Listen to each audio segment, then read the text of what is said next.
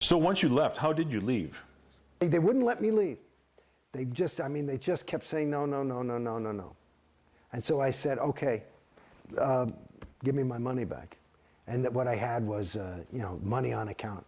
And per their policy, if you ask for your money, that was it. And they did give it back?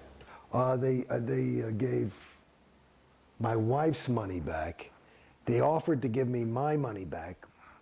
And I'm still in a, they want me to sign a piece of paper that says that I have no further claim against them. And I told them I can't do that because I feel I do. And I just said, you know, I mean, I don't have the time or the money to get into a legal battle. Even like, let's say $1 million they probably owe me conservatively. And in this country, you could do pain and suffering. Maybe I could get a couple extra bucks. I just don't. It's tough to litigate Scientology. Yeah, but I'm not going to sign some paper that says I don't, you know, I just couldn't. It's just my own integrity. I couldn't, you know, I couldn't say that. So what's happened since you left Scientology? I know I was talking to your wife a little bit earlier, and she was talking about how, you know, the friends cut off from her who, you know, those who were still in Scientology? Yeah, well, you know, I mean, Jesus, I got a little son, too. And he was in a little Scientology school. And he was 4 at the time. And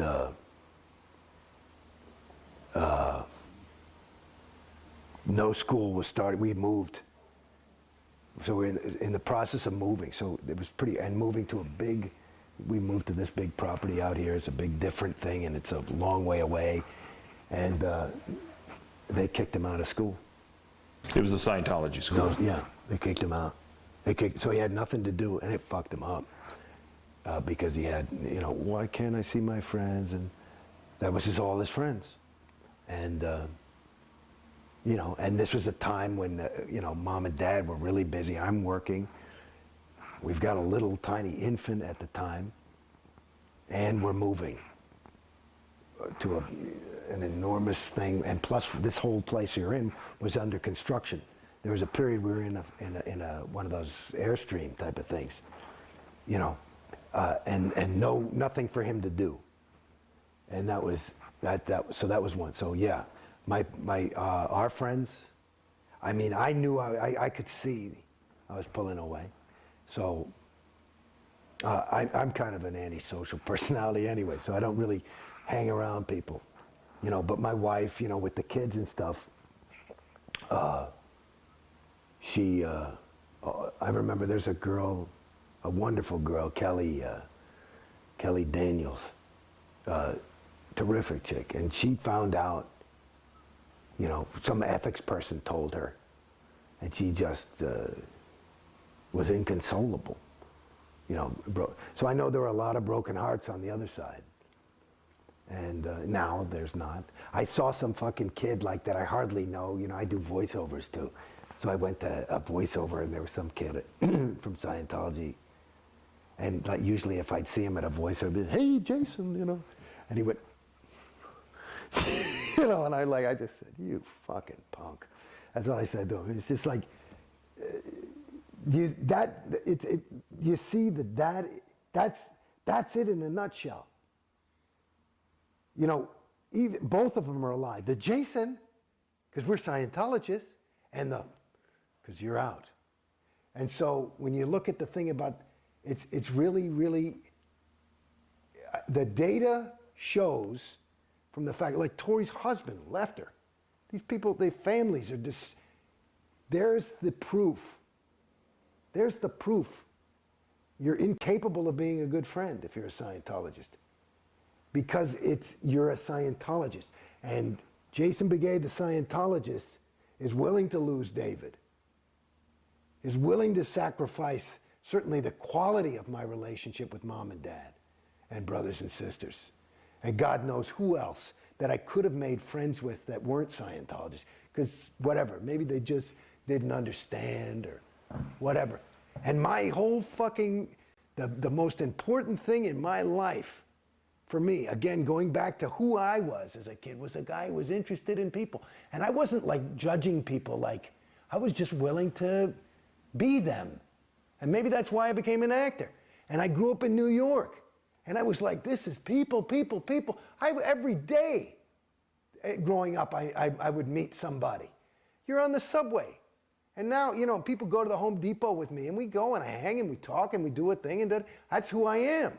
And to some degree, you're not able to communicate because you can't, you've got a bubble around yourself. It's this thing, and there's another way that part of the thing that made it a little bit easier for me to get out of Scientology than other people was that I would always look at the religion side. And it's like, because again, I was always interested in religion. And when they get exclusive, you gotta wonder, you know, in other words, you know, I don't have anything against anybody's religion. It's fine. But, you know, the evangelicals are the only ones going to heaven. And the Muslims are the only one going to Allah or whatever. And the Scientologists are the only people who know. I go, well, I don't think so. It doesn't make sense to me. You know, and there's an interesting story. Like one of the things that, like they said that, like one of the things that took the biggest hits on religion in this century was it fucked up a lot of people. You know, World War I was a vicious, awful war, different than others, with gases and mustard gas, and it was terrible, and people were slaughtered, and it fucked up a lot of the Germans and the Americans when they go and they'd see their bodies, and they saw that they had the same Bible. They said, whoa, I thought God was on my side. And it's the same, and it apparently, so it's like this kind of, you know, when things are bringing people further away from others and distancing them, and Scientology to the degree that I'm a different species. You're a wog, I'm a homo novus. And I'm homo novus enough to be loving of you. You see what I'm saying? That's pretty bad.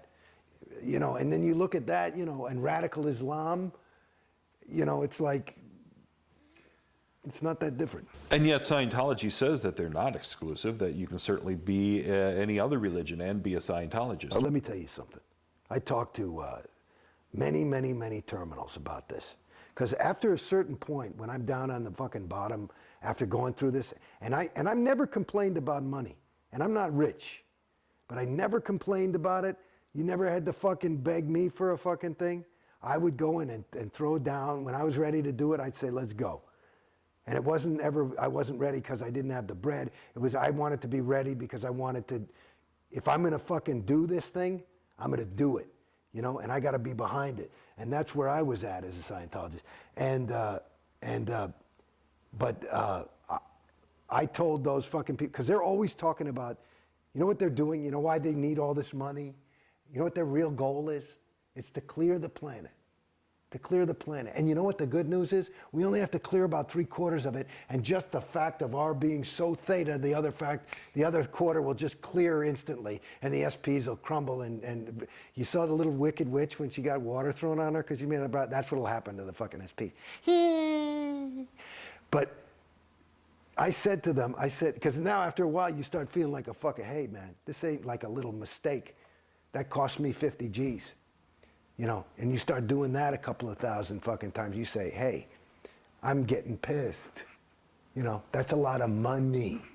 Okay? And you start getting into that. And they talking about all this thing. And I say, where's the money going? Nobody ever fucking gives you an answer. And they, you know, we're trying to clear the planet. I said, babies, I want to tell you something. I got news for you. There's no fucking way. You can't fucking clear Beverly Hills with these prices. There's no fucking way. It's physically impossible. Like they say Obama, Clinton can't reach the number. There's no way. There's not enough money. It can't be done. So that's a lie. They're not trying to clear any fucking planet. And if they are, they're going to have to bring the fucking money. The price is going to have to go so fucking down. I said, I'll wait then. I'll wait. I'll do it next lifetime when it's $250 to go clear, because I can wait another 40 years. You know, and it'll save me $1 million, and I'd rather my fucking kid go to private school. you know. So fuck it.